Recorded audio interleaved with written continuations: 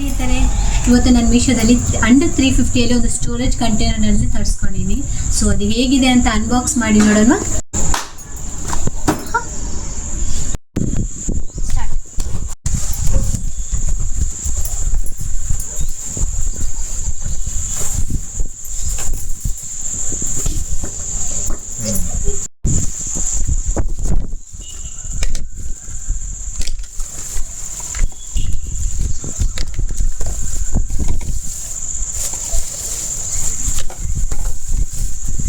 ನೋಡಿ ಫ್ರೆಂಡ್ಸ್, ನೋಡಲು stylish and ಬಲ್ಸಲ್ಲಿ super. ಇದು ಬಂದ್ಬಿಟ್ಟು 16 ಸೆಟ್ ಕಿಚನ್ ಸೆಟ್ ಆಗಿರುತ್ತೆ, ಸ್ಟೋರೇಜ್ ಕಂಟೈನರ್.